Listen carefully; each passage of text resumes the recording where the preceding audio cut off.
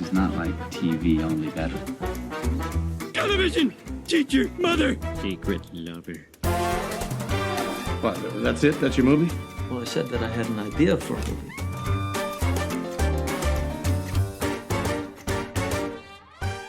Guys, I'm fully charged. I'm ready to go. I've got the solar panels, the power plugs like jammed right into me. I've got the phase 3. It's all happening. Folks, it's screen watching. My name's Dan Barrett, joined by Simon Foster. Simon, yes. Big show this week. Big show. Yes. We do this on a podcast. We talk about the movies. We talk about the TV shows. Simon, the movies, what's on the docket? Okay, this week we'll be looking at the new Gal Gadot film. Hello, screen watchers. Hello, Dan. The new Gal Gadot film on Netflix. It's called Heart of Stone. And we'll be looking at a film called Blackberry. Who remembers that wonderful little device from many, many years ago, and how quickly it rose to the top and then dropped away just as quickly. So there's a new movie telling that story. What are you reviewing, Dan? Look, I've got some hot takes about Blackberries that I'm pretty keen to drop during the podcast. But I've got some TV shows. I'm going to talk about a brand new Netflix TV series, 6-episode first season, probably running up to 3 seasons, but we'll see how that plays out. It's called The Chosen One. And coming soon, a revival, a revamp, if you will, a reimagining. Nice. Classic Australian sitcom. It was called Mother and Son, and now it's back, and it's called Mother and Son. I'm going to give you the skinny on the first episode, which I watched the other day. Yeah, that's what we're doing. Folks, we've got that. Also, there's a brand new movie out called Strays. We don't have a review of that one, but I can say I've read a few reviews this morning. Nobody's really got a lot of positive things to say about it. What's going on there, Simon? That's my phone ringing. I'm going to just close that off. I do apologise. You close that off. It's highly unprofessional for this amateur podcast. You're going to cut that out? Yeah, no, it's staying in there. I mean, podcast gold like this, Simon. Why would you want to lose it? So look, we've got this movie Strays. We're not reviewing it because neither of us have gotten around to seeing it yet. We might talk about it on next week's show if we've got something to say. But because there's this movie about dogs out in the marketplace, we thought, let's talk about dogs. Let's talk about our favorite dogs of screen, the big screen, the small screen, whatever makes our lists. Each of us have 5 of them. So by the end of this podcast, you'll hear possibly 10 dogs who are worthy of your consideration. For what? I don't know. At any point, will your dogs do like they usually do and start scratching themselves or licking themselves or playing with their collars in the background there? Because that would be lovely ambient noise. I can't speak for the dogs, but I know that I'll be doing that during at least one of your reviews. Oh, sure, yeah. I mean, that's one? The benefit of which one? Let's find out. Our YouTube channel.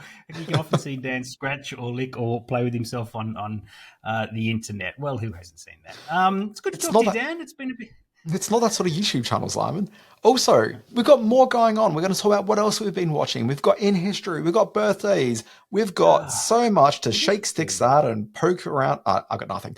Simon, let's please dive right into some reviews. It stinks.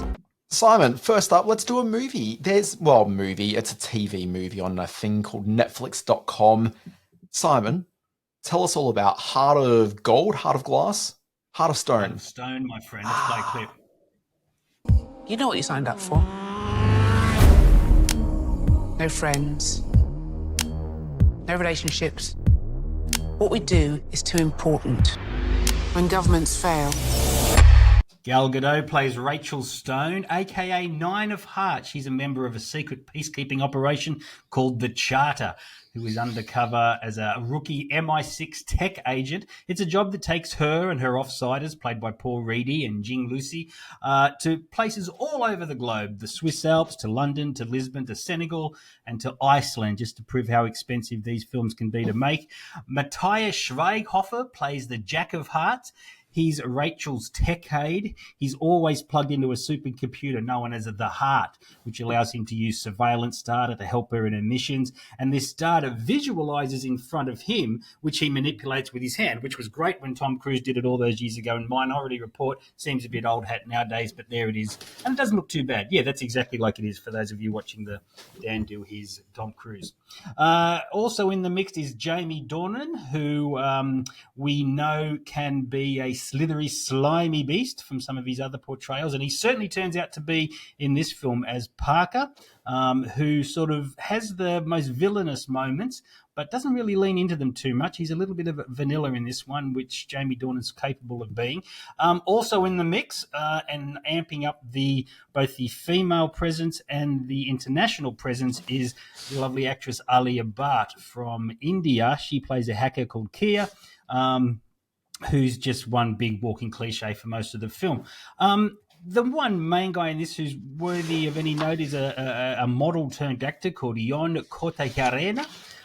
He plays this bleach blonde baddie with giant eyebrows who seems to go as over the top as he wants to go in making this film a little bit more fun than it probably deserves to be. Now, the thing is, Gal Gadot should be a huge movie star. If we had movie stars anymore, she would be right front and center because she's very likable on screen, certainly very action-oriented, but she has instead spun her career off into this Netflix fodder and no doubt taking big paychecks for it. This film opens with a very cringy, over-the-top CGI action piece, which could be just cut from any other James Bond or Mission Impossible film. In fact, the villain itself, this AI, which can sort of take over the internet all over the world, is pretty much the same E-baddie as was in MI7. This is written by a guy called Greg Rucka, who did The Old Guard based on his own graphic novel a few years ago with Charlize Theron, which was pretty good. It shows that he can do action and have some fairly well-developed characters, but there's nothing in this film that indicates that he was anywhere near as inspired as he was with that movie. I wish this could have been a better film. Having said all of that, I got to say, as it sort of ground into its second hour and some of the action scenes started to kick in, I didn't really hate it like some of the reviews suggest. It's at 30%, I think, in Rotten Tomatoes. But this is such a by-the-numbers, cookie-cutter Hollywood action film. It's a shame that so much money and so many big names got attached to it. You expect more from them. Or do we? Look, so I'm kind of interested in this one because I quite like Greg Rucka. He's a comic book writer I've got a lot of respect for. He tends to do characters pretty well. He's usually a sort of big idea kind of a guy, but always grounds his ideas fairly nicely. So I was quite interested to see his adaptation of The Old Guard, which he did for Netflix. I'm interested in seeing this. Haven't got around to it yet. The general sort of consensus seems to be that it's a step above a lot of the Netflix big budget action films from the last couple of years, but certainly a little bit disposable. So not entirely out of line with your approach to it. Look, I'm probably going to give it a look. I think it's a Sunday afternoon movie where low investments and, medium return. That's exactly what it is. Well said. Anyway, shall we move on? Let's roll in. Yeah, I've got a brand new Netflix series. It's called The Chosen One. People are always going to be looking for us. Just trying to keep you safe.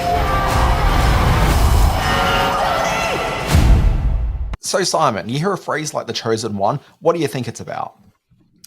Religion, my friend, the second coming, the new Lord, and all that malarkey. What is it not about that? No, that's exactly what it's about. So, look, this is a project that I was kind of curious about, but also highly trepidatious about. It's based on a comic book series by Mark Millar. And the thing with Mark Millar is that he's always seemed a little bit opportunistic. And I would say that nothing speaks to his opportunism more than his comic book series Chosen, or The Chosen One, or American Jesus. Because this is a property that he first published, I don't know, like 15 years ago or something. Look, I've got a copy of it right here. Is this the Mark Millar of the Batman Mark Millar? I don't know who the Batman Mark Millar is, but he may have written Batman at some point. Oh, that was Frank Miller, wasn't it? That was Frank Miller, yeah. So he's a notable... Yeah. Okay. Yeah, Mark Millar may have written Batman at some point. I don't think so, though, but, maybe at some point. Okay, so he did this book called Chosen back in 2005. So I've got the collection here, so it might have been 2004 even. It came out, and it did okay, I guess. I mean, I bought a copy, so, they made at least one sale. But then he ended up doing a second series, and when the second series, like it was a sequel series, and when that came along, he completely changed the name of it to try to gin up a bit more interest, because the name Chosen, pretty generic. He ended up changing the title of it to be called American Jesus, kind of explaining sort of bang right there on the cover what it's about, which is, as he said, second coming, yada yada.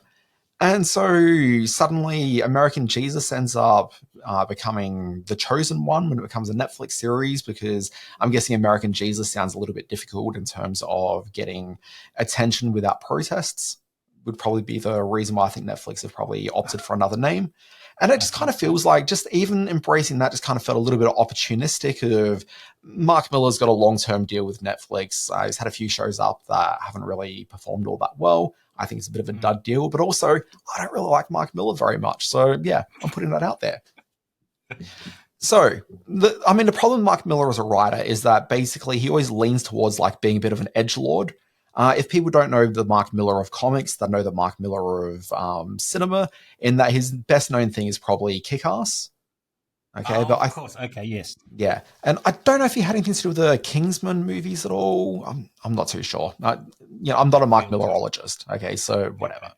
Okay, but just like thinking about the sort of edgelord opportunism of Mark Miller, if you think about what they've done here, it isn't just that they've changed the name of it, but instead, if you start watching this, you'll notice something very different, which is that it's no longer in English. It's a like Latino American production now.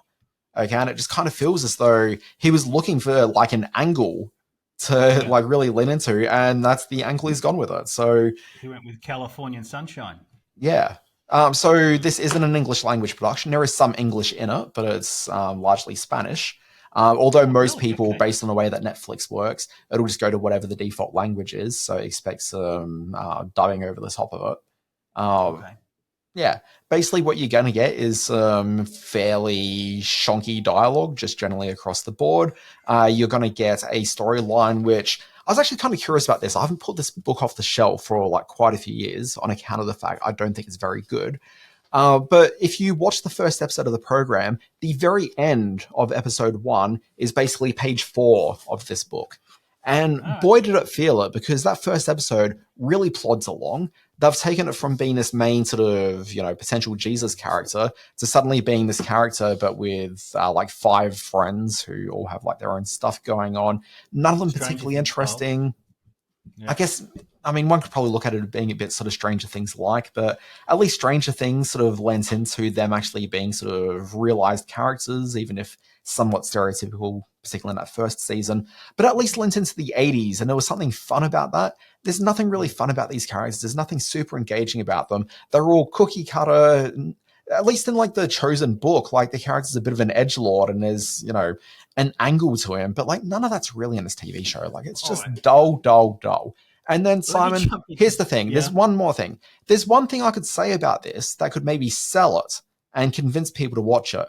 But for me to do that gives away what I'm assuming is probably the twist of episode 6 of the first season. So I'm not going to do that. Okay. Right. But just from a top level thing, the idea is, and you can tell this from the name, we're watching someone who is potentially a reborn Jesus Christ who's come back to earth.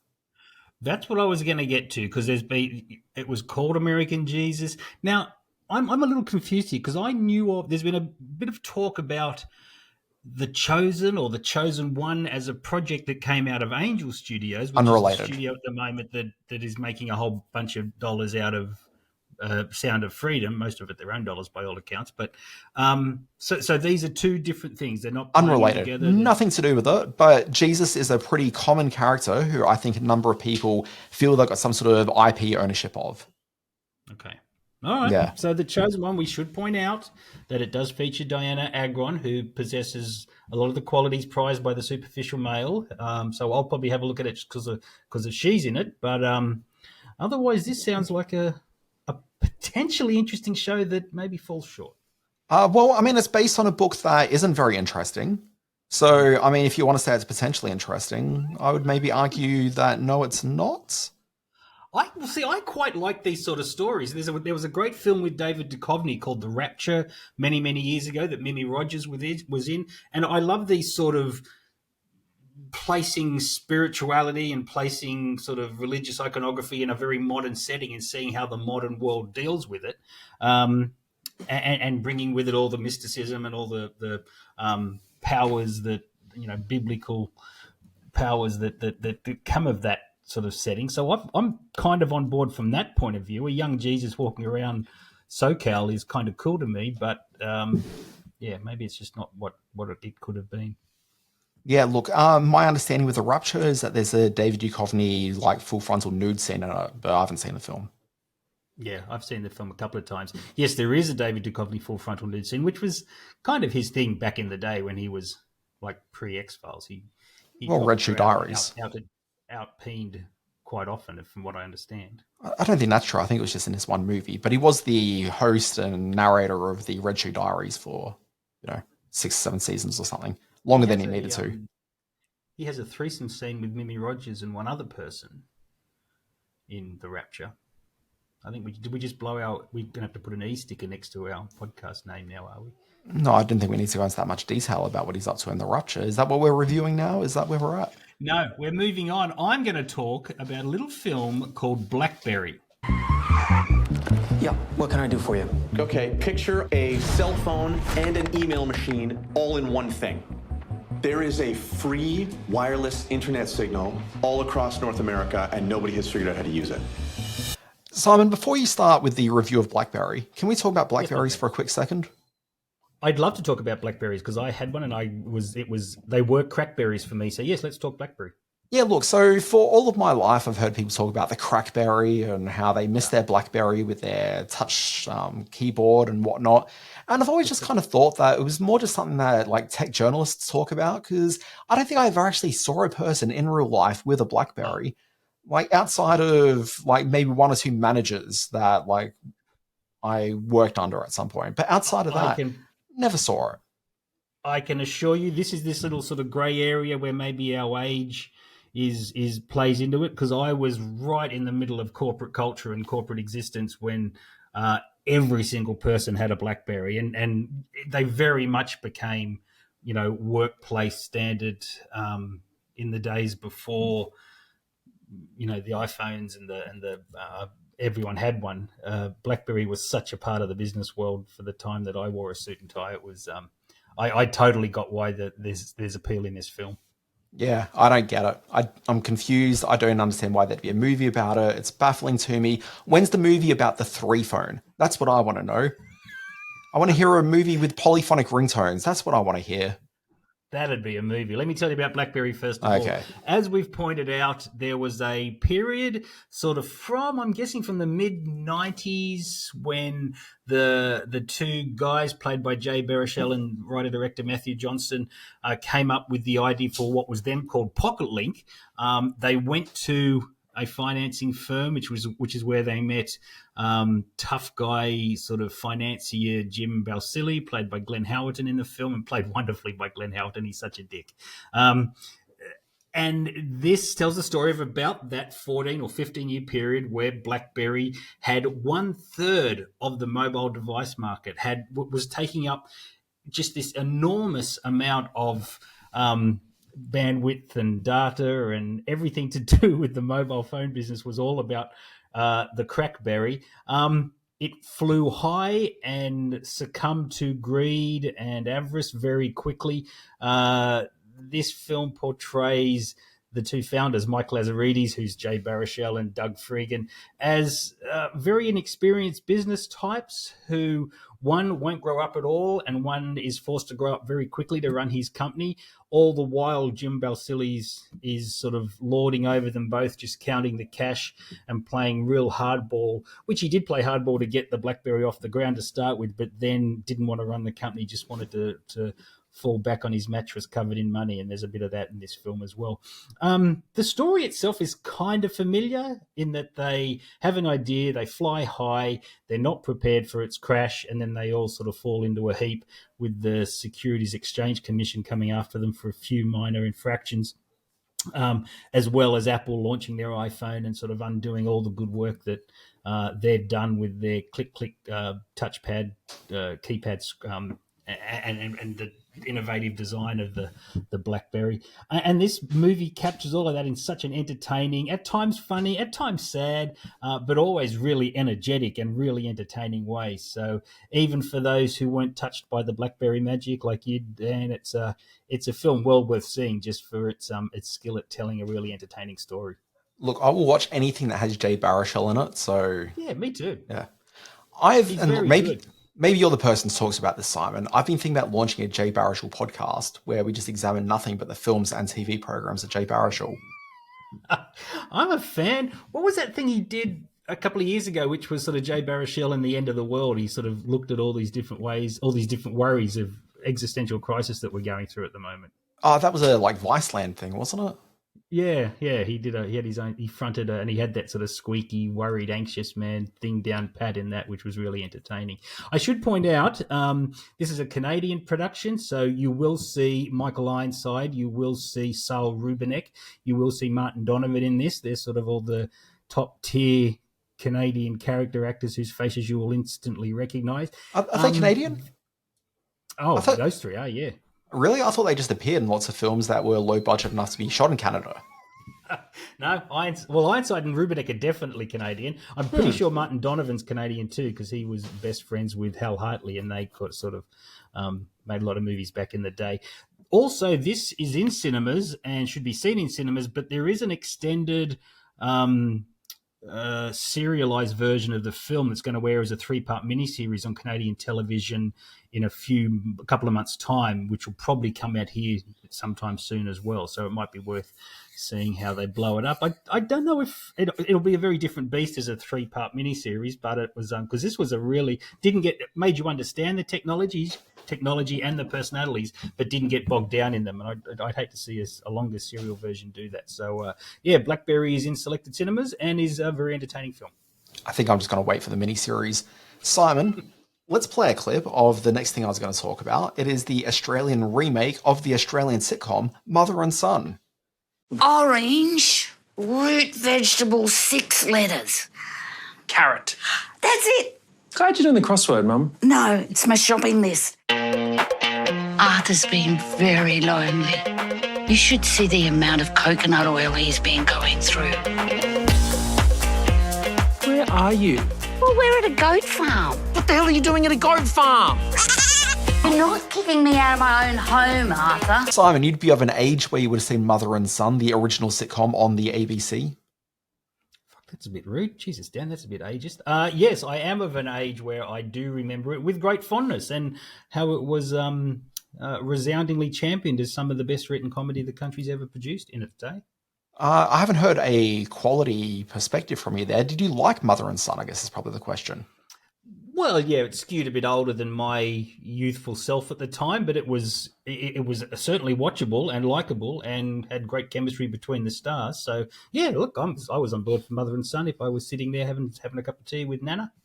Yeah, so look, this is a show that started airing back in 1984. I was about 4 years old then.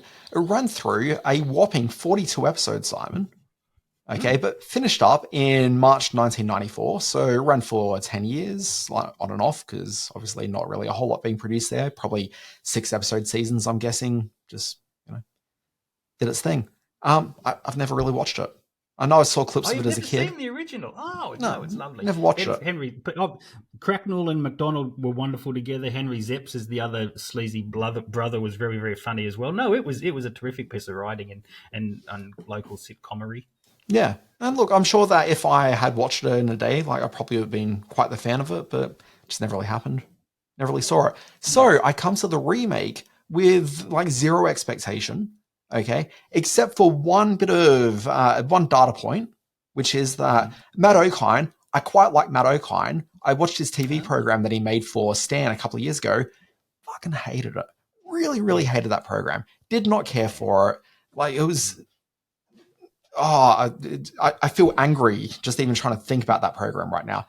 Did not care for it. I know I went to a screening that Stan put on for it and they did 2 episodes back to back. I couldn't make it through to the 2nd episode. I got up and left. Okay. And I felt a bit bad about that. But then a colleague who was in a room at the time, he told me that he left a couple of minutes later, but also that there were many people that left in between me and him leaving. So I didn't feel so bad. He's always been there, like he's always been around, but he's never really been a star. He's just kind of been one of those faces that turns up and fills up panel shows, or might do some stand up or something. But he's never really. I remember when there was a real buzz on him. He was sort of destined to go into big things, and it's just never ever happened. So the reason why I think there's buzz around him is because I think he's actually generally a pretty good stand-up. I think he's a fairly charismatic person. But yeah, just this TV show I did not care for.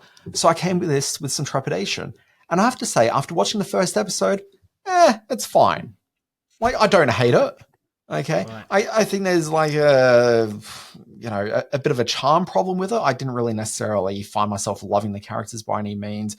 I thought there was, it kind of feels like it was just going through the motions slightly. It's very much first episode's a premise pilot. It very much sets up where it's going forward. But the thing is, I also found myself at the end of the premise pilot not hugely excited about knowing what happens beyond the premise. So, I don't know. I might come back to this one, but here's the thing. Like, most people probably know what this is about. This is, like, I presume that it probably follows the original series. Okay, but for those unfamiliar with Mother and Son, the premise of the revamp, at least, is that the mother's getting a little bit older. There's some accidents happening in the household, and so the son decides that he's going to move in permanently with the mother and just sort of look after her, for the next couple of years as he tries to get his own life back on track, because he's just had a long-term relationship fizzle on him. He doesn't really have a lot of career prospects for the moment, and so he needs to get his own life back on track, and at the same time, he feels that he can, help his mother out. In this one, obviously, Matt O'Kine's playing the son, Arthur, in an homage to the original series. He's got a moustache. I kind of feel that the one writing failure of the episode is that they never justify why he'd keep the moustache. Okay, like everyone makes fun of it on him, and he clearly doesn't seem to be that into the moustache himself. So why not just shave it? Okay, but it'd be funnier if he said, "I like the moustache," and everyone else is critical of the moustache. That at least gives it some comedic tension. But like, there's just nothing like that. So that's a bit frustrating. The mother's played by Denise Scott. Denise Scott, like, people like Denise Scott, which is perfectly fine. I like Denise Scott. Yeah, she's good. Yeah. And then you've also got his sister.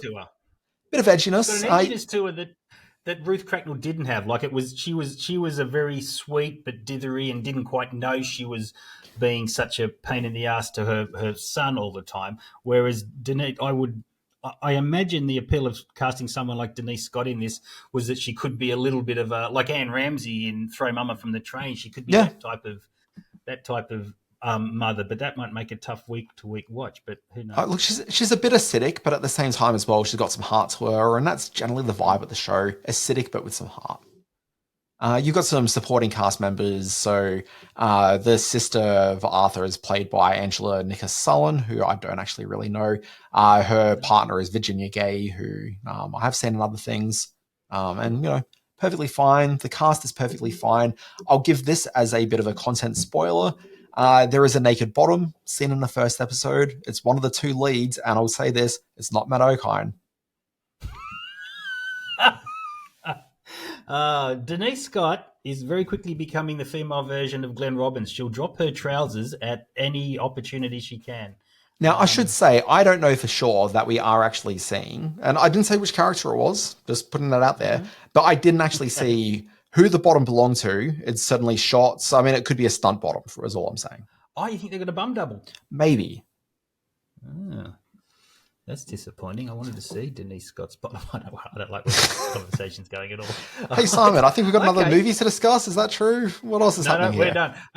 All right. So, but it's the other thing about the original was that it had a very sort of realistic setting at a time when comedies were very sitcom-y. There was the Hey Dads and there was the All Together Now and those sort of things. There was a very sort of understated realism about the original Mother and Son that also gave it a lot more gravitas than just being another sitcom. Does that come through in the first episode? Oh, look, it feels realistic in the same way that, it's a single camera sitcom and all things are just kind of shot in a real world nowadays. Okay. It's realistic enough. Yeah, I will say, it's like, I'm pretty sure that it's supposed to be around Sydney somewhere. Okay, and like I was kind of curious, like the family home is like a Californian bungalow is the style of house that they live in, and I'd be kind of curious to know what part of Sydney it is. And also, just because part of the story of the program is talking about the financial status of the mother and what the value of the house is, I'd kind of like to know a little bit more about specifically where in Sydney the house is, because to me that actually informs a bit about the show. But as long as there's internal logic, it's fine. And there seems to be that internal logic. Oh, okay. All right. So mother and son hitting ABC, and I imagine ABC iView. Is it already there or happening next week? Next week, I think it's Wednesday next week, which is what, like the 23rd? Interesting. Yeah. Interesting. All right. That's our reviews. Okay, Simon, what are we moving on to now? We really should talk about dogs, Dan. This is the intermission segment. Good evening, ladies and gentlemen. It's intermission time.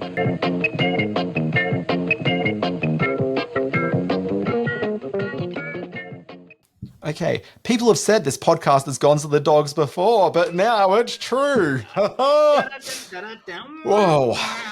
Okay, so the intermission segment we're calling Who's a Good Boy Then? Now, you're right, Strays is in cinemas as we speak, and I didn't get around to seeing it this week. I do apologise to those who were counting on my opinion for the new Will Ferrell, Jamie Foxx comedy in which their voices are stuck in the mouths of a bunch of dogs.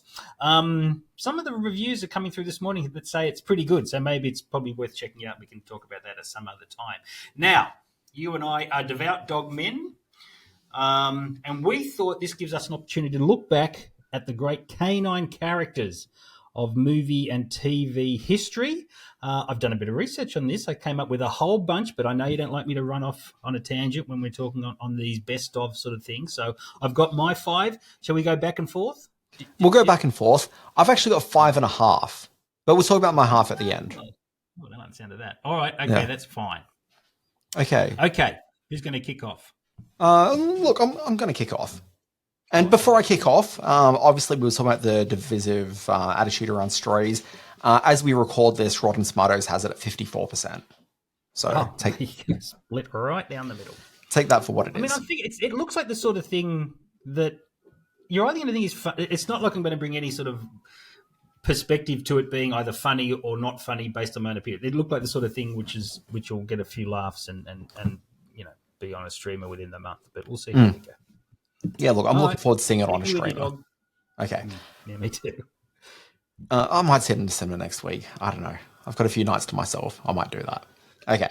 Here we go, Simon. Number 1. And number 5, count me down. Are we in any order here? No, you can't order a dog. Okay, first of all, the number 1 rule with dogs, Simon, is that the greatest dog in the world is your dog. That is very true. In fact, that reminds me of a wonderful quote which says, "Heaven is a place where your father is a boy and your dog can talk." And that is a beautiful quote that has always stuck with me. And that sounds about right. So there you go. So you can't numerically number a dog list because the best dog will always be your own dog. So it just can't be done. So here we go. In no particular order. Okay, I'm starting. My first dog I'm going to mention is Murray from Mad About You.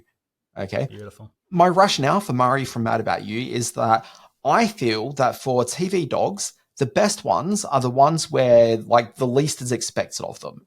Okay. Mm-hmm. They should operate like a dog in real life, which is that largely stuff's going on and they're just sitting on the couch. Okay. And that's what I liked about Murray. Murray is featured right through Mad About You, just sitting around in the background. Occasionally you would see Murray takes to the foreground and the action would be centered around him. Okay, but always, whenever that's happening, it said more about the owners than it ever did about Murray specifically. Murray's free to be his own creature, and I always liked that about him. Great Murray moments include, I believe, in the very first season, there's a very memorable opener, like a cold open on the episode, because, sitcoms have like that sort of minute and a half cold open, and then they go to the opening credits. There's a great one where Jamie and Paul come home from doing some shopping or wherever they've been. They walk through the lounge room. They go into their kitchen. They swing the door open. And if you remember, their kitchen had a little island table in the middle. And Murray's just standing on the table, just staring forward. And you don't know how he got up there. You don't know why he's there. And Paul just says, "This is new." And, that's it. Nice. Yeah. Nice. All right, so you let off with Murray. I am going to go down the animated dog route, and I had a couple to choose from here. It could have been Gromit from Wallace and Gromit. It could have been Doug from Up, but I'm going to settle on, of course, Santa's Little Helper from the Simpsons episodes, right there from almost from day one. Well, from day one. The first episode is a Santa's Little Helper episode. It's the origin. Exactly right, where they get where they go to the racetrack and get Santa's Little Helpers. So, so many wonderful, joyful moments, and a character so perfectly defined, as with the rest of the Simpsons characters. I'm surprised Santa's Little Helper hasn't sort of gone down the route of Snoopy and just been a merchandising sort of bonanza extravaganza, because I think there's a lot of love for Santa's Little Helper. And I do mention Snoopy, who is a wonderful movie and TV dog, but originated as a comic strip. So I didn't include Snoopy in there, who obviously I love dearly. So I'm going to go with Santa's Little Helper as my entry point in this, our favourite dog segment. Question. How did you feel about Laddie? Laddie was the dog that Bart ended up getting when he traded in Santa's Little Helper for being a bad dog. Yeah, the gorgeous collie. Yeah, no, not a... Well, it was a fun episode, but I was glad to see Laddie out the back seat. Sorry about the noise I made. Yeah, same. No, because people should just take ownership of their dog, regardless how terrible a dog it may be, because that dog should still be the best dog in the world. Absolutely. Yeah. So we'll talk. We're the same people when it comes to dog, I guarantee you. What's Question. Sorry, if we did a cat list, would you add Snowball 2 to your list? There's only one answer to this. Yes, I would, but it would be a very small list. I don't think cats have had the impact in the world of film and TV that dogs Simon, have had. that's the incorrect answer. The correct answer is no, we would never do a segment about the best cats in the world, so why are you even wasting our time with this? That's exactly right. In fact, now I'm just obsessed with trying to come up with 5 cats. You can't do it because Pet Cemetery, but it'd be Pet Cemetery. It'd be how horrible they are to us. Yeah, who are the greatest cat villains of all time? Yeah, maybe then we could talk. Yeah. Woman. All right. Well, no, she's a woman. She's just cat themed. Cat-like. Yeah, she's feline. She's feline-esque. Yeah. Well, feline adjacent. It doesn't matter. My second dog is even less animated than Murray the dog was from Mad About You. I'm thinking about Buck from Married with Children. Again, Buck, he does even less than Murray did on Mad About You. He's just in the background, just doing his thing. He's just sitting on couches, just being a good dog. I don't remember Buck too well. I didn't watch a lot of Married with Children. It wasn't my sort of thing. Oh, what, you're too good for it? What? Are you not going to be coming to the No Ma'am chapter meeting in the next couple of weeks? What breed was Buck? Actually, what breed was Murray? Murray was like a little fluffy terrier thing, wasn't it? No, he was more like a golden retriever. Oh, was he? Oh, okay. Yeah. And what was Buck? Also, I should say I'm not great with dog breeds. Okay. Just putting that out there. Not great with them. Well, I don't know what Santa's Little Helper was. What was Greyhound, I guess, wasn't it? Yeah. Or a variation there. Right? Well, yes, because they got it from a Greyhound track. Yeah.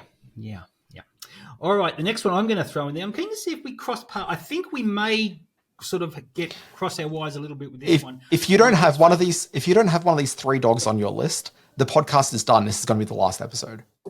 All right, my next one in is Rolf from the Muppets. You know what? I had him on my list and I scratched him out. And you scratched him off. I was wondering. I was going to leave that open to you because I know you're a mad Muppets fan. But I am going to go with Rolf from the Muppets. He was always a really sort of unusual presence on that show because whereas everyone else was kind of crazy and a bit zany and had this bizarre sort of world around them, Rolf could always just sit there and lean over the piano. And he reminded me a little bit of not Linus. Who's the one from the Peanuts script who's always playing the piano? Charles. Is that Charles? No, it's Schroeder. Yeah. Schroeder. He reminded me in a similar sort of way that he was always just obsessed with his piano, over the piano, playing it cool, being himself, and that's kind of what Rolf was on the Muppets. And I loved him for that. And he could be very funny when he needed to be, but he was one of my favourite dogs. It's very strange that my first 2 are totally fictitious cartoon and Muppets, but that's going to change any minute now. So you go for it. What's your next? Well, I will say the reason why I didn't include Rolf or Santa's Little Helper, who I also did think about, is because animated and puppets. I figured they weren't real dogs, and so therefore, yeah. sort of moved Pretend on. you didn't say that. Okay. Well, it is what it Don't is. listen to him, kids. They are real dogs. Don't listen to Uncle Dan saying nasty things now.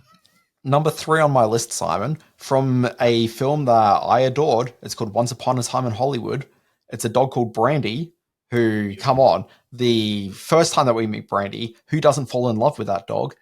We meet Brandy inside the terrible murder home that the Cliff character's living in. That's more a caravan than a motorhome. And then at the end has a very notable, very history-changing sequence where Brandy helps dispose of the Manson family in their assassination attempts on the Hollywood starlet up the hills. Great scene. Incredible. It's he's and the chemistry that he has with Brad Pitt and just No. the understanding they have. Her name is Brandy. She has with Brad Pitt is just wonderful. Yeah, great choice. Choice. Okay, what have you got? Please, you can't do better than that, surely. Yeah, well, I'm leaning into sort of my darker nature. I'm going to put Cujo in here. One of my favorite scary movies, one of the great dog characters in film. Yes, total villain. Well, see, I started to feel a little bit sad for Cujo because he got bit by a bat when he stuck his head inside that hole. And I can't believe I just said that sentence. But it was not his personality that was causing him to do all these awful things and attacking little Danny and his mum inside that car. It was the rabies taking effect. So he was an absolute force to be reckoned with, but he was not a classic villain in a sense, but he became one, I guess, kind of like Jaws was for sharks. But I love Cujo, and the more I watch it, I realize what a sad and wonderful film it really is, and what a great performance D. Wallace Stone gives in the lead. So I'm going with Cujo, the Saint Bernard, who was old dribbly, bloody face and everything. Yeah. Okay, here we go. Number 4 on my list. Again, not in order, just the order I'm giving it out. Don't read anything into it. I've gone for another movie, Baxter, as seen in a great film, Anchorman. Wow. Very memorable performance. Very funny. Yeah. Yes, one of the saddest experiences I've ever had in a cinema was watching Baxter being drop-kicked off the side of the bridge. Difficult moment, but Baxter lived on. And he was a good boy. He was a smart boy. And Simon, there's a type of joke that happens in movies and TV shows, which I occasionally hear criticized. It's that moment where a child, for example, is acting wise beyond their years. Okay, like there's that joke. Yeah. I love that joke. I can't get enough of that joke. Put it in every movie. Put it in every TV show. I'm there for it. Similarly, I love the joke where a dog barks and the human understands implicitly what's being said. And that's clearly what happens with Baxter and Ron Burgundy. Anyway, I love that joke as well. Put in everything. I'm base. I'm shallow. I will take it. I love that joke. I love it. I can't just more. All right. Staying in the world of horror, I was going to include E-Buzz, the beautiful golden retriever from the film Poltergeist, who only had a few small moments but made them memorable. But instead, I'm going to include the Norwegian dog, an Alaskan Malamute, in fact, from John Carpenter's The Thing. The film opens with it running across the snow, the helicopter chasing it, trying to shoot it, trying to drop hand grenades on it, for God's sake. What could this dog possibly represent to the crazy people in the helicopter? And as it slinks around the legs of the tables and all the men, the Americans in the Arctic camp, it takes on such a degree of menace. And then when it finally changes, oh my God. So I don't even know if it has a name. I'll probably get people ring up and email us at screenwatchingpodcast@gmail.com to tell me the name of the dog in The Thing. But yeah, it was one of the great support characters in one of the great horror films ever. Okay, 5th on my list, Simon. A dog named Einstein. He's in Back to the Future. He's the first time traveling dog I've seen, and actually, that's not true. That's not true at all. Wait, no, because my line here is that it's got to be a real dog and not an animated dog, because obviously, you think of Peabody and Sherman. Yeah. Yeah. Yeah. So no. But Einstein, I think, great dog. Very charming. Big fan. Wonderful dog. Great Yeah. dog. All right. Okay, we're down to my last one. Yeah, and We it'd do better have be to share- it'd be Einstein, Baxter, or Brandy, or else this podcast is finished. I think I declared Oh, that. baby, I think I'm going out on a high with this one. I do want to acknowledge some of the great dogs, the Benjis, the Rin Tin Tins, the Lassie, the Scooby-Doos, the Plutos, the Totos. They're in there, but these are the ones that mean the most to us. And if I said to you the word Farfel, what would you immediately think of? Which one's Farfel? I know Farfel by name, and I'm trying to think. Like, Farfel's not the dog from Seinfeld, is it? That is exactly who it is. Yeah. Never even appears on screen, but it probably has some of the best comedic moments in the Seinfeld series ever. Yeah, but that's not the dog. That's everyone reacting against the dog. It's the dog. I'm sticking with Farfel. That was a fairly broad set of rules we had for this segment. Farfel makes me laugh and laugh, and certainly their reactions around him were terrific. So I knew it'd raise controversy because he doesn't actually appear on screen. But Farfel, the dog that was abandoned by the drunk on the plane and then had to stay with Jerry for all those days, where they couldn't go to see. Was it Prognosis Negative? Prognosis Negative. They couldn't get out to see it because of the dog. And Jerry wanted to take it to the pound. And Elaine says, Jerry, you know what they do to them? They keep them for a few days and then they kill them. And Jerry says, really? How late are they open? I will say, I actually don't care for that episode at all. And anytime it comes on, I skip straight past it.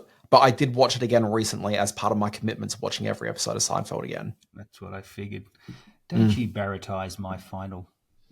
Oh, no, I just didn't care for it. You know. Okay. I can't criticize the good. taste that I have. So my last one, and this was going on my list, off my list. I couldn't really work out if I wanted to put him on there. And this was me just trying to be a bit contrarian and come up with the most obscure dog that I could. But I thought about the character from the animated TV program Liquid Television back in the day, and it was a character called Dog Boy.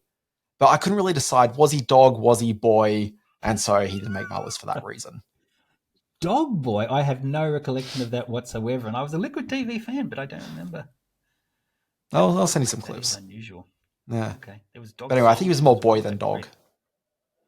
More boy than dog. Yeah. Yes, we've all been called that. All right. That was the intermission. Now, Dan Barris, what else have you been watching? You've got an interesting one here on the running sheet. You've stumbled across one of the most acclaimed films of the year. I'm keen to see your thoughts. So look, last year, everybody's putting together their best film lists of the year, and quite a number of people added this feature film on there called Triangle of Sadness. Now, I know that you reviewed the movie on this here podcast. When you did that review, basically I wasn't listening to you. Yeah, just being real, just being honest, okay? It's fine. I understand. Yeah, I'm just saying. But anyway, I knew that you were very favorable of it. I knew that largely a lot of critics really enjoyed it. There were just general conversation around it seemed pretty high. But what struck me about the movie, and the reason why I don't think I made an active choice to go and see it, is that while everyone was saying that, yeah, it's a really good movie, nobody seemed particularly passionate about it. Like, there didn't seem to be a lot of advocacy for this movie. And so, like, I kind of feel as though a movie like that, if it really is something which people just genuinely love, there should be a bit of that everything everywhere all at once kind of vibe around it. You know, people sort of saying, you've got to see this movie, it's very good. And like, I just heard none of that. I just heard people sort of do a bit of chin stroking and go, yes, very good. I couldn't really get my head around what it was. I heard it was about modeling. I heard it was on a boat. I didn't know what was going on. I couldn't get my head around what it was. There was no clear sell as to why I should check it. But I was sitting there with my lady on the couch and we were looking for something to watch. And I saw it there in the Paramount Plus library. And I thought, you know what? Maybe today's the day. I'm going to press play on it. We'll give it half an hour. Like, if we're into it, we keep watching. It's like a 2.5 hour runtime. Like, it's not a easy commitment film. Okay. Press play. Within 5 minutes, I was deeply hooked into it. It was funny. It was strange. It was a little bit weird. I couldn't work out where it was going. There was a guy who made some very good points about his girlfriend not picking up the bill. I related to that. I thought, yes, I can embrace the conversation that you're having right now. And not just from like women around, but there's just some people that never reach for a bill. And that always annoys me. They don't even think to do it, or at least they don't make any pretense that they've thought about doing it. Anyway. I believe you side with that character, but yeah, fair enough. Oh, well, I'm supposed to side with her? Both of No, them she are was awful. also fairly objectionable. Yeah, no, they were both terrible people. That's for sure. No, everyone in this movie is an awful, objectionable person. But anyway, I will say, you got to, and you love the vomiting scene. Tell me you love the vomiting scene. here's the thing, Simon. I think you've said too much. Here's the thing that people need to know about this movie. It is better that you go into it not knowing anything about this movie. Okay, just press play on it, go on the ride. Okay, that's all I'm saying. Yep. I think that there is a moment, sort of, I'm going to say in the middle of the movie, that I think stretches a little bit longer than it needs to. Okay, like that's the only criticism I have. I think that there is a sequence which, I mean, I'm going to call it the fireworks sequence, so I don't really sort of tip my hat as to what it is. Okay, there's lots of explosions happening. It's interesting and fun. Okay, but there's just an element that happens straight after the explosions that just runs out a little bit too long, and I don't know, it loses me a little bit with that. But broadly, this deserves to be people's favorite film of last year. I think it's very good. I don't understand why people weren't grabbing their friends by the arms and saying, go and see this movie. Oh, they sort of were. It was one of the top grossing limited release films last year. Yeah, but come on. Last year, the 2022 list of top grossing limited films. It wasn't it, but it's like you say, it's also a tough sell. It's not an easy film to sell, but those that saw it were deeply enamored by it. And he makes such great films, Ruben Östlund. Force Majeure is one of my favorite films. The Square, and now this. His films are always so interesting. Yeah, I'm going to check out The Square now, which I haven't seen. But yeah, interesting filmmaker, very interesting film, worth looking at. If you haven't seen it, don't read anything up about it. Just press play and put aside 2.5 hours of your life. I have also been watching, on top of everything else, I read a press release this morning that the new Prime series, The Lost Flowers of Alice Hart, starring one Sigourney Weaver. She came to the lovely South Australian hinterland to shoot this dark domestic drama. This series is apparently doing blockbuster numbers all over the world. Sorry, Simon, where did you hear this? This came through as a press release from the Prime Video people. Oh, really? Why would they lie? Why would they lie? No, they've cited it's top 4 in 78 countries and top 10. Yeah, Simon. Sorry, what third party have verified this? Hey, I'm going with whatever the internet tells me. That's done us just fine for 3 years now. So no, it's done you fine, and I find myself having to question every time that you bring one of these facts to the table. What do you have that says otherwise? No, I've got nothing, because nobody is talking about this being a huge performing production other than Amazon. Well, who else would talk about it being a huge performance? That's what they do. They promote their work from within. Yeah, Nielsen, one of the other third-party organizations that publish regular lists of well-performing TV programs and movies. You're going to make me find this. Let's have a look. It'll be here somewhere. You're going to make me find this on air, literally on air. Simon, how about we just continue on with the podcast, because you're not going to find it. Well, the fact is, this is a major new Australian release that I thought I'd have a look at. And it's beautifully made and beautifully shot, a little bit dark and a bit soap opera in its first episode. It reminded me a little bit of those, what were those Flower in the Attic books back in the 80s? The Victoria... Yeah, Flowers in the Attic. Victoria Andrews books or something. Yeah, it had that sort of feel to it. Apparently it goes... The first episode is quite sort of dark and comes with a warning that some scenes sort of may be difficult for viewers, and that's true. But it's also and when Sigourney certainly turns up, she carries a lot of weight in the performance. Great Australian cast: Asher Keddy, Leah Purcell, a lot of good people up in there, and the young actress who's playing the kid who's at the centre of all this. Alice is wonderful as well. So I don't know. I'm sort of keen. It's soap opera, but it's high-end soap opera. And if it's doing the sort of numbers that Amazon is claiming it's doing, then it's maybe another success for the local industry. Yes, they've said it's the top 5 in 78 countries they have, and the top 3 in 42 countries, as per Amazon Prime. Yep. You know that whole writer's strike that's on at the moment, and the actors striking, and one of the things they're upset about is the lack of transparency in numbers, Simon? No, I don't know that. But anyway, that's there now, but who knows? Okay, all right, fine, whatever. You could say you'd want to watch it because it's got Sigourney Weaver in it. That's fine. Yeah, no, I didn't. I hadn't gone to watch it until I read some of those numbers and figures and understood that it was one of their sort of high-end prestige releases for the year, and it's a kind of a big deal that she's coming down to make stuff here in Australia. She's been in here before. She made a movie a few years ago. I'll never remember the name of it, but she doesn't mind traveling the world. Sorry, Simon, for years, haven't we made fun of productions which have to have that one American actor that we've imported in to star in the Australian production? Not if they're good. I mean, that's an easy way to get sort of overseas dollars and lock in sales and all that sort of stuff. And yes, we've been tough on it for that. But if the actual material is good, then yeah, why not? Anyway, Simon, let's move on. There's some trivia, there's some history, there's some birthdays. Let's do it. Oh my God. You're so contrarian. You Barrettize. That's the Barrettization of the podcast. When I come to the table with something and you go full Barrett on it. You know what I want? I just want some hard numbers, Simon, if you're going to make these grand claims. That's all I'm after. Just some hard numbers.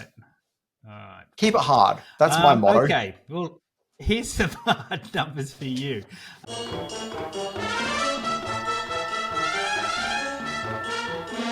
In history, August 21, 1942. Sorry, Simon. Have you vetted these dates? Because every week I have vetted these dates. The internet does not lie. Okay, what do we got? August 21, 1942. Which Disney animated classic debuts, setting in motion traumatized generations of children for years to come? Which Disney animated classic debuts, 21st August 1942. I was about to say one, but I don't think that's right. I think we're talking about Bambi, right? We are talking about Bambi. What were you going to say? I was going to say Dumbo, and I was thinking about the death of Dumbo's mother, but not her mother. Like it's just kept away, isn't it? Or yes, no, it was Bambi's mother that died that traumatized. What happened in Dumbo though? Did the mother die, or did he was separated from the mother? No, he was separated, and she sings that song and rubs it, puts her trunk around him. From the mind, August 25, 1979, from the mind of blockbuster author Sidney Sheldon, which husband and wife detective show debuts on this day? August 25, 1979. Husband and wife detectives. I don't know if I've got their names in the right order, but it's Heart. Yeah, okay. That's funny. Heart to Heart. Good one. August 27, 2004, the Jet Li action film Hero achieves what feat for the first time at the US box office? Now, I don't know. I'm taking a bit of a stab on this one. Like, I'm pretty sure that Hero was one of those, like, post Crouching Tiger, Hidden Dragon, like, wire fu sort of thing. So I'm going to guess it's the first time that a non-English language film topped the charts. All right. Let's go with that then. Yes, it was the first time. Well, it was the first time that a Chinese language film topped the charts. I'm wondering if it was the first time any language. That's an interesting one. Well, English language films tend to do it pretty well. No, not English. Non-English language, because this was the first Chinese language film to become number one. I looked at this. Crouching Tiger, Hidden Dragon never hit number one on the US box office, but Hero did. No, but it was that thing that we were talking about, well, that I was talking about on the podcast last week, which is those films that used to stick around for like forever in the cinemas. And that was definitely one of those films. Oh, for sure. One of my favorite moments was going into the what would be now Event Cinemas, but I think back then it was Birch Canal and Coyle in Brisbane. Going into the ones at what was then Westfield Garden City and seeing a sign up like advising people that it's not in English, being Crouching Tiger, Hidden Dragon. That clearly had some complaints, which is weird considering that Sunnybank is just up the road, and if people know Brisbane, Sunnybank's like Asian cultural mecca. Oh, is it? Yeah. Oh, nice. Strong Asian population and some amazing foods. I'm hungry. And good people. Okay, this birthday quiz, I'm keen to see if you get this. I think this is really tough, but we'll see. No, not happy birthday. No, not that. Please, no, not happy birthday. Okay, hit August 24, 1965, the beautiful Marley Matlin. Correct. August 24, 1964, funny man Dana Gould. He's beautiful in his own way. August 27, 1953, Peter Stormare. And August 28, 1961, Jennifer Coolidge. Now, what could this disparate band of individuals possibly have in common? Give me each one by name again. First name? Marley. Like her name, like full name. Marley Matlin. Ball girl, next. Dana Gould. Love sitting in a hole. Love sitting in a hole. I don't know what that means, but well, clearly you don't actually really know like anything about what you're talking about here, Simon. But go on. Removalist, familiar with the game of Frogger. And Jennifer Coolidge. Masseuse. They all had guest spots, and very funny guest spots, on the Seinfeld series. You are right, Dan Barrett. Well done. Season 5, episode 6. The Dana Gould character. Sorry. Hang on. Season 5, episode 6, Marley Matlin played Laura in the episode The Lip Reader. Season 9, episode 5. And she was... What was she? She was a ball girl. She was the ball girl at the tennis. Mm-hmm. That's some of the funniest scenes in it. Dana Gould played Frankie Merman in the Junk Mail episode, season 9, episode 5. Do you remember what his deal was? I don't know that episode that well. That wasn't on one of my It's a terrible episode. Like a shockingly bad episode. One? It's the van one. And this guy, he's got a history of any time that he gets overly stressed, he used to run out into the woods and sit in a hole. And that was Frankie Merman, was it? Mm. Okay. The great character actor Peter Stormare, who many of us will know from Fargo and so many films, he played Slippery Pete in season 9, episode 18, The Frogger. And he was one of the guys helping them get the... He was one of the guys helping them get the Frogger machine across the road.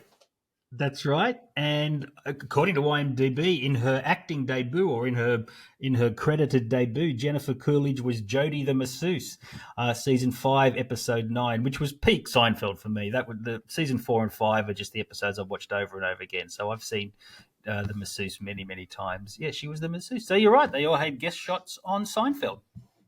I had such a tough time finding a connection this week for the birthday quiz. And we had people in there like Blake Lively and a whole bunch of big stars, and I just couldn't tee them all up, tie them all together. So I stumbled across this. I think that's a good connection, and it was genuinely a challenge in a way. I mean, it wasn't a challenge for me because, Seinfeld, but I think it's better than some of the other ones, which is they've all been actors. I've never done that. You don't realize I've been doing this. I've been doing quizzes like this for like 30 years. This used to be my thing when I did radio reviews on 2UE in Sydney. I'd do a couple of DVDs, and I'd do this quiz thing that I thought up, and it was, we had dozens of listeners. Oh, so nothing's really changed. Nothing's really changed at all, no. All right. I think that brings us to the end of the podcast, doesn't it? Boy, you've got some editing to do. People don't know the magic that goes on behind the scenes when we really stuff up a recording. We only really stuffed up twice, and now we're writing really clear edit points, so it's actually going to be fine, Simon. It's going to be fine. Although I'm going to have to edit this part out at the end of the podcast. God. Oh, really? No, not really, because this is all good. This is the real people stuff. This is what they listen for. Yeah, we keep it real. The honesty of what we're doing here. Okay. All right. Good stuff. I'm going to go and watch all the episodes of The Lost Flowers of Alice Hart. It's huge. Sure. I mean, you've never watched The Sopranos, but yeah, prioritize that program. Yeah, sure. Go for it. That's very true. All right. Do your sign-off thing. I got work to do. I love the idea that people need to go and watch the most important things to watch before they just watch whatever they actually want to watch. It's like, Dan, you've never seen The Seventh Seal. But yeah, go ahead and watch Strays. Guys. That's very true. It's, yeah. Go on. This is the end of the podcast. My name's been Dan Barrett. You can find me on the internet. I do a daily newsletter. It's called Always Be Watching. Find it at alwaysbewatching.com. Each day I do a rundown of the big stories in TV streaming and a little bit of film and some virtual reality and some games and whatever else people are watching on screens. I do that on Fridays. There's a newsletter that comes out, which has got nothing but the TV shows and the movies that have launched on streaming that week. So when you're sitting there on the weekend and thinking, gosh, I'd love to watch something new. What should I watch? There's your list. It's right there. It's in the email. Anyway, that's at alwaysbewatching.com. You can find that as well. Find me on Twitter at the Dan Barrett. Find me on Threads at the Dan Barrett. Find me on Blue Sky. Yeah, Blue Sky. I'm there. Is that going to take off? Is that going to be a thing? I've put the festival on Blue Sky, and I'm not getting a whole lot of traction. I'm really frustrated. I've noticed a little bit of revitalization of Blue Sky in the last couple of days. Ever since Twitter X got rid of TweetDeck, people seem to be jumping onto the Blue Sky a little bit more. But yeah, we'll see. All right, I better get on that. I'm Simon Foster, for those of you who don't know after all this time. We've got socials everywhere, at Screen Watching Podcast on Facebook, at @screen_watching on the X. Do we have to really say that?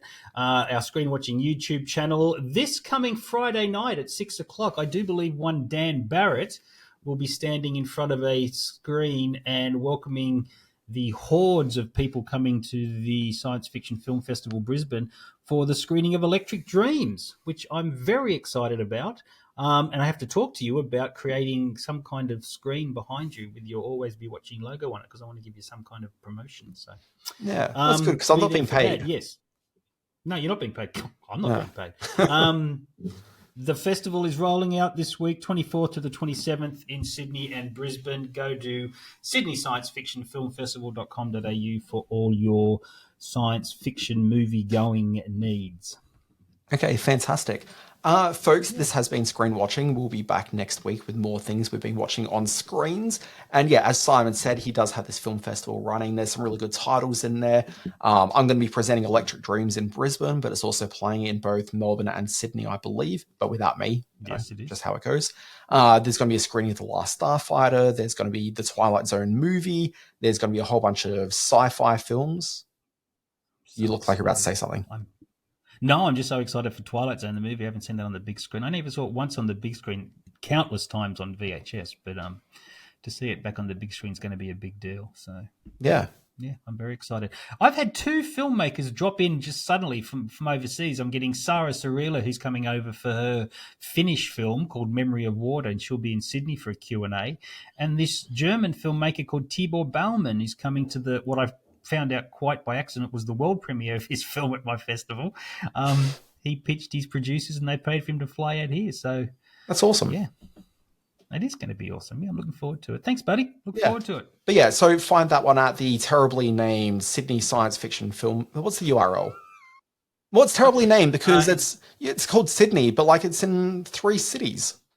Well, I can't keep changing. I can't have like 3 different websites juggling. I have enough trouble with one. It's Sydney Science Fiction Film Festival.com.au. It's all under the Sydney Science Fiction. Go to there and you can't miss it on Facebook and Twitter. Couldn't you just rebrand the whole thing as Australian Science Fiction Film Festival? Oh, then you got to register the names and you got to buy new URLs. Oh yeah, so let's just confuse everyone else outside of Sydney. Just because you can't get on GoDaddy.com. I tried to go to Darwin and Perth and Adelaide last year, and like 9 people turned up. So I can't call it Australian Film Festival. We call it Australia. It's in Australia. You keep boasting how intelligent Queensland people are. Can't they just figure out it's a science fiction film festival in Brisbane? Yeah, but they're really smart in that they look at it and they analyze the elements of information there and they go, Sydney, oh wait, that's not here. And then they move on. Well, we'll see. I'm counting on you to bring hordes of people into at least Electric Dreams and hopefully other sessions as well. I can promise you up to 3 people. Wow. It covers my operating costs. It actually does cover my operating costs. All right. Thank you, Dan. Goodbye.